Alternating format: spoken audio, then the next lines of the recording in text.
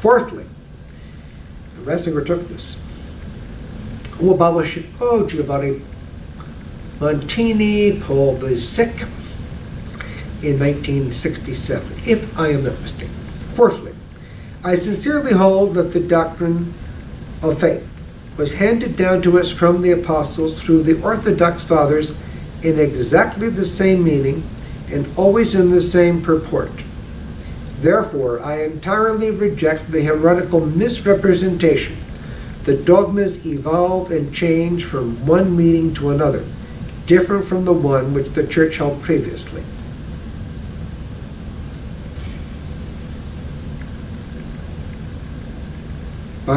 Finally, in the oath against modernism, this is the oath that the clergy were required to take. I declare that I am completely opposed to the error of the modernists who hold that there is nothing divine in sacred tradition, or what is far worse, say that there is, but in a pantheistic sense, with the result that there will remain nothing but this plain, simple fact, one to be put on a par with the ordinary facts of history. The fact, namely, that a group of men, by their own skill, labor, and talent, have continued through subsequent ages in the school begun by Christ and his apostles. I firmly hold then, and shall hold to my dying breath, the belief of the fathers in the Catholicism of truth, which certainly is, was, and always will be in the succession of the episcopacy from the apostles.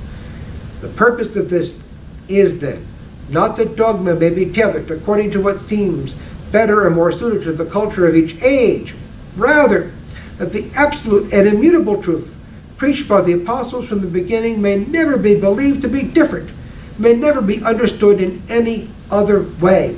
I promise that I shall keep all these articles faithfully, entirely, and sincerely, and guard them inviolate, in no way deviating from them in teaching or in any way in word or in writing. This I promise, this I swear, so help me God. Ratzinger took this oath, and he's broken it. Does it matter to you? Well, it's all been abolished. Why? Because Paul the Sick knew. It referred to him. It referred to the entirety of what the Conciliarists believe. We can give many examples, and I did in Living in the Shadow of the Cross, specific examples on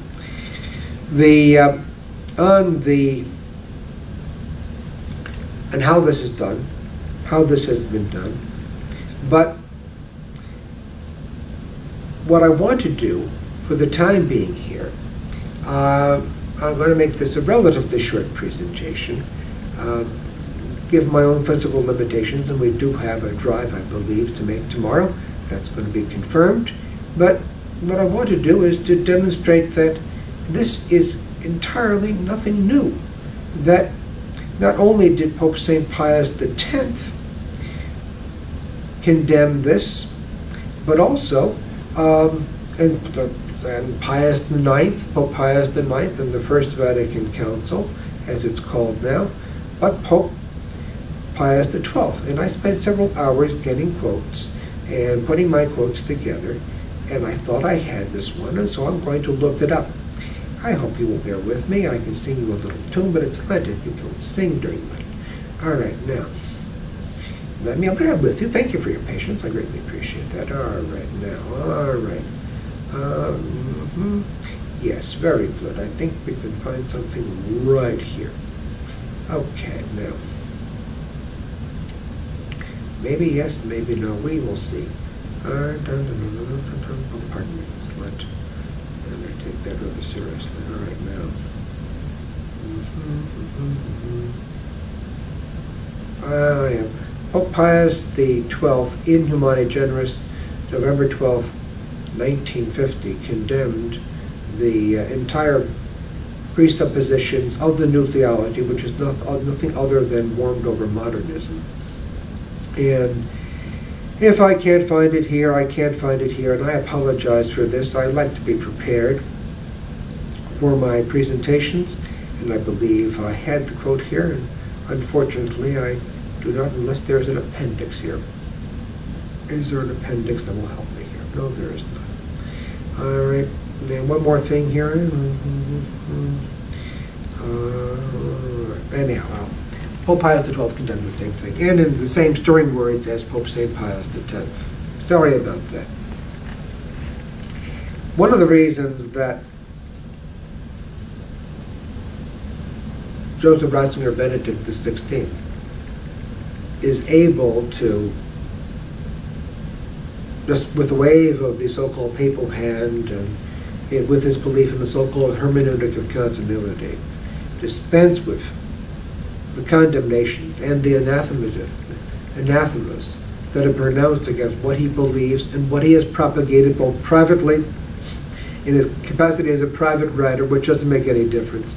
If you believe something contrary to the faith, no less print it and attempt to propagate it, defend it publicly, you fall from the faith. As Pope Leo XIII noted in Sadis Cognum on June 29th, 1896, as I've quoted many times on my site. But one of the ways in which, one of the reasons that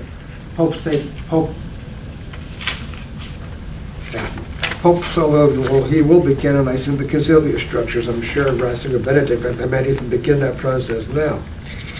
One of the chief explanations for Ratzinger's Hegelianism, his belief that truth can be understood in different ways at different times, which he was influenced by Father Hans Urs von Balthasar and Father Henri de Labac and others, and he became a prime force in that as well, is because he rejected scholasticism, the official philosophy of the Catholic Church. And this is from the Memories of a Destructive Mind, from the review of the Memories of a Destructive Mind, which was in CC No, Society of St. Pius X, publication in the 1990s. And I have the exact quote from the book, and but in any event, this is from the CC No article, and it's a good description. It says, quote, this is from the CC No article. The cultural interests pursued at the seminary of Freising were joined to the study of a theology infected by existentialism, beginning with the writings of Monsignor Romano Guardini. Among the authors preferred by Ratzinger was the Jewish philosopher Martin Buber. Ratzinger loved St. Augustine, but never St. Thomas Aquinas. Quote, this is quoting Ratzinger from his book Milestones. By contrast, I had difficulties in penetrating the thought of St. Thomas Aquinas, whose crystal clear logic seemed to be too closed in on itself, too impersonal and ready-made. End of quote. This aversion was mainly due to the professor of philosophy at the seminary, who, again, the article quotes Ratzinger, presented us with a rigid neo-scholastic Thomism that was simply too far afield from my own questions. In other words, he was questioning things about the faith. According to Cardinal Ratzinger, whose current opinions appear to be unchanged, this is in the 1990s again, from those he held as a seminarian, I explained in today's article, February 18th, 2013, Ratzinger is himself told us he's been the same always. Other people have become more progressive as he sees it, But he's always been the same, and indeed he's always been the same. Restorer of tradition. Please, please, please, it is Lent. Don't drink Kool-Aid during Lent. According to Cardinal Ratzinger, this is from the CC No article, whose current opinions appear unchanged from those he held as a seminarian, the thought of Aquinas was too closed in on himself, too impersonal and ready-made, and was unable to respond to the personal questions of the faithful. This opinion is enunciated by a prince of the Church whose function is to safeguard the purity of the faith. Why then should anyone be surprised at the current disastrous crisis of Catholicism? Well, you see, it's not Catholicism. This is what the Society of St. Pius X doesn't understand, or seek to attribute it to the world, when those who should be the defenders of the faith, and hence of genuine Catholic thought, are like sewers drinking in the filth, or like gardeners who cut down a tree they are supposed to be nurturing. What can it mean to stigmatize St. Thomas as having too impersonal and ready-made logic? Is logic personal? These assertions reveal, in the person who makes them, a typically Protestant, pietist attitude, like those found in those who seek the rule of faith in personal interior sentiment. It's modernism. It's rationalism. In the 2 years, Ratzinger, this is from the CC No article, in the 2 years Ratzinger spent at the Diocesan Seminary of Freising, he studied literature, music, modern philosophy, and he felt drawn toward the new existentialist and modernist theologies. He did not like St. Thomas Aquinas. The formation described does not correspond to the exclusively Catholic formation that is necessary to one called to be a priest, even taking into account the extenuating circumstances of the time, that is, anti-Christian Nazism, the war and defeat, and the secularization of studies within seminaries. It seems that His Eminence, with all due respect, this is the CC No article, I don't give them all due respect, I'm sorry. He's an enemy of Christ the King, and thus of the souls for whom our King shed every single drop of His most precious blood on the wood of the Holy Cross. Gave too much place to profane culture, with its openness to everything and its critical attitude. Joseph Ratzinger loved the professors who asked many questions, but disliked those who defended dogma, with the crystal clear logic of St. Thomas Aquinas. This attitude was seen to us to match his manner of understanding Catholic liturgy. He tells us from his childhood he was always attracted to the liturgical movement, that is, the ecumenical movement, which I wrote about, I believe, in Sunday's installment in Living in His Own Fantasy Land to the End, at some length. I do have a good website, I think. You may not like it, but I do have a lot of information there. And was sympathetic to it from his childhood. One can see that for him, the liturgy was a matter of feeling, a lived experience, an aesthetically pleasing erlebnis, but fundamentally irrational. In other words, it's nice, this nice show, expressing faith, no, in an immutable manner, expressing the permanence and immutability of God, the mysterium tremendum, that is the holy sacrifice of the Mass. Contrary to Ratzinger's disparaging of St. Thomas Aquinas and of scholasticism, which remains the official philosophy of the Catholic Church, and which he has disparaged, I believe, was it in Spe Salve, his an encyclical letter Ratzinger wrote in 2000, I'd like to say 2007.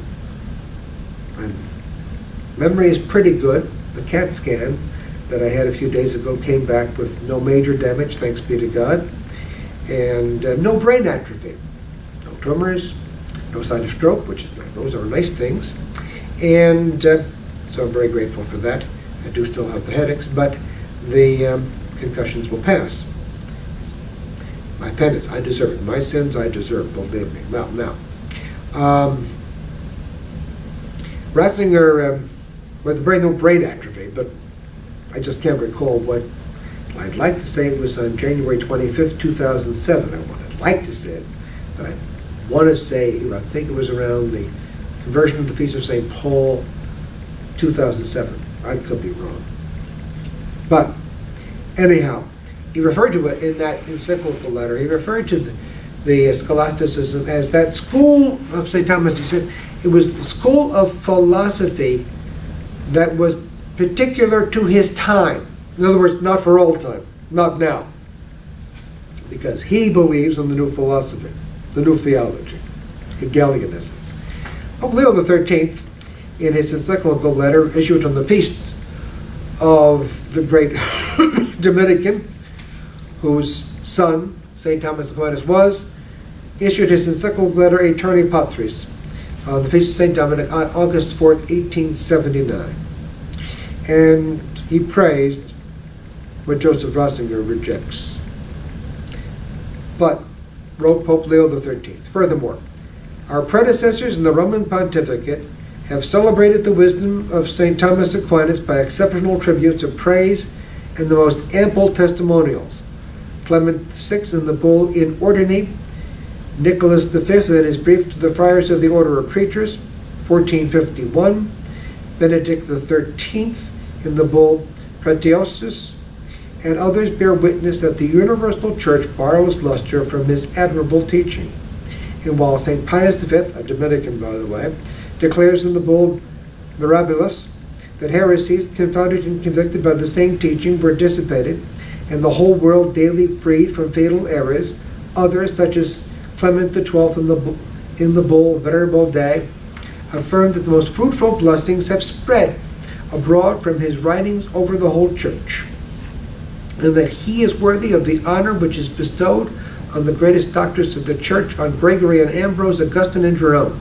While others have not hesitated to propose St. Thomas for the exemplar and master of the universities and great centers of learning, whom they may follow with unfaltering feet. On which point the words of Blessed Urban V to the University of Toulouse are worthy of recall. It is our will, quoting Pope Blessed Urban V, it is our will, we hereby enjoin you, that ye follow the teaching of Blessed Thomas as the true and Catholic doctrine, and that ye labor with all your force to profit by the same. Innocent XII followed the example of Urban in the case of the University of Louvain, in the letter in the form of a brief addressed to that university in February 6, 1694, and Benedict XIV in the letter in the form of a brief addressed on August 26, 1752, to Aquinas, to the Dionysian College in Granada, while to those judgments of great pontiffs on Thomas Aquinas comes the crowning testimony of Innocent VI, that his teaching is above all that of others, the canonical writings alone enjoys such a precision of language, which Ratzinger despises, by the way, an order of manners, a truth of conclusions, that those who hold to it are never found swerving from the path of truth, and he who dare assail it will always be suspected of error. The ecumenical councils, where blossoms the flower of all earthly wisdom, have always been careful to hold St. Thomas Aquinas in singular honor. In the Council of Lyon, Vienna, Florence, and the Vatican, one might almost, meaning First Vatican Council, one might almost say that St. Thomas took part and presided over the deliberations and decrees of the Fathers, contending against the errors of the Greeks and of heretics and rationalists with invincible force and with the happiest results. But the chief and special glory of St. Thomas, one which he has shared with none of the Catholic doctors, is that the Fathers of Trent made it of the order of the conclave to lay upon the altar, together with the sacred scripture and decrees of the supreme pontiffs, the Summa of St. Thomas, whence to speak counsel, reason, and inspiration.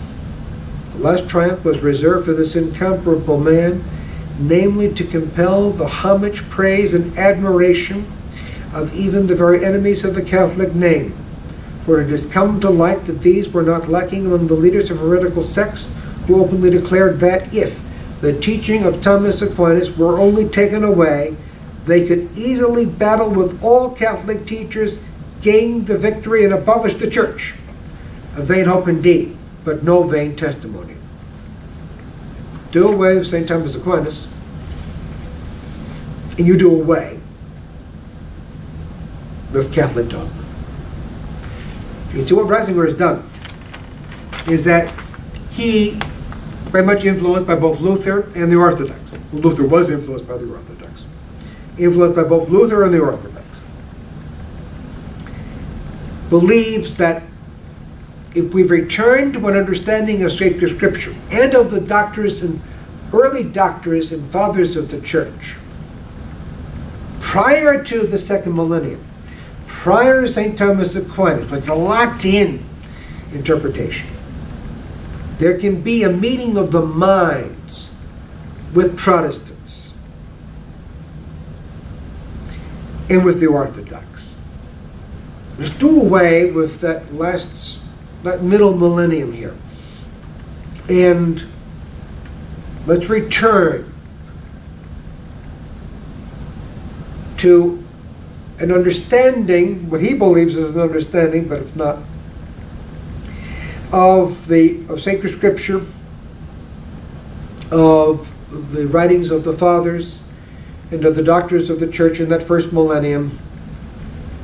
Let us just do away with this, with scholasticism. We are broken. When we do that, we break out of the prison, which opens up a wide field of examination. It makes possible mutual areas of collaboration, understanding, as quote-unquote, we seek unity with our fellow believers.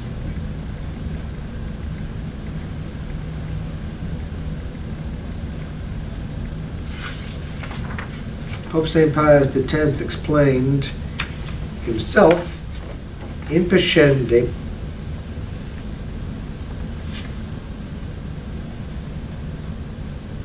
the necessity of the modernists to do away with scholasticism.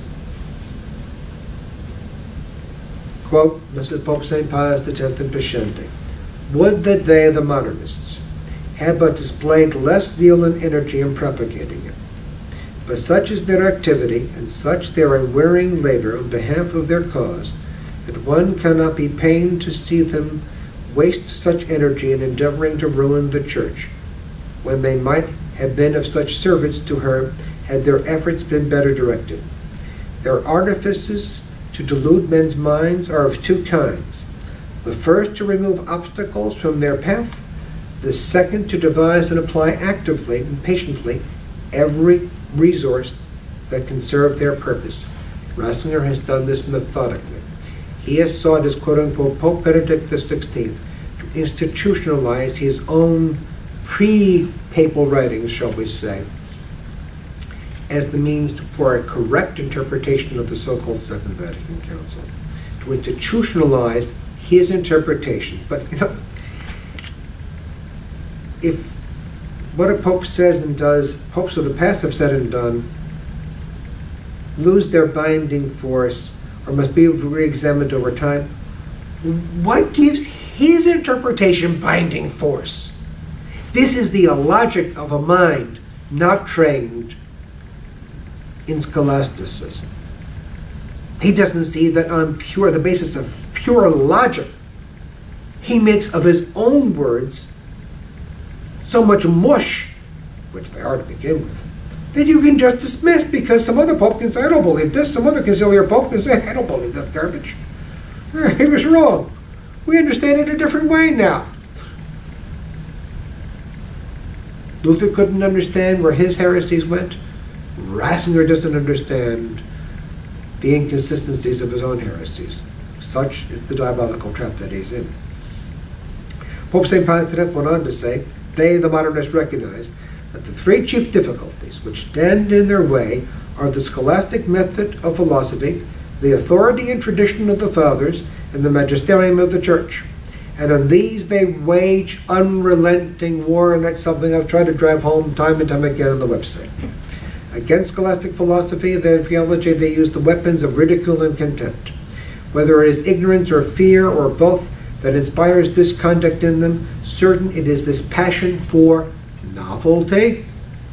Ratzinger is always praising novelty, ladies and gentlemen, is always united in them with hatred of scholasticism, and there is no surer sign that a man is tending to modernism than when he begins to show his dislike for the modernist method, for the scholastic method. I'll read that to you again. And there is no surer sign that a man is tending to modernism than when he begins to show his dislike for the scholastic method. Let the modernists and their admirers remember the proposition condemned by Pope Pius IX. The methods and principles that have served the ancient doctors of scholasticism when treating of theology no longer correspond with the exigencies of our time or the progress of science. That's from the Syllabus of Errors, December 8, 1864.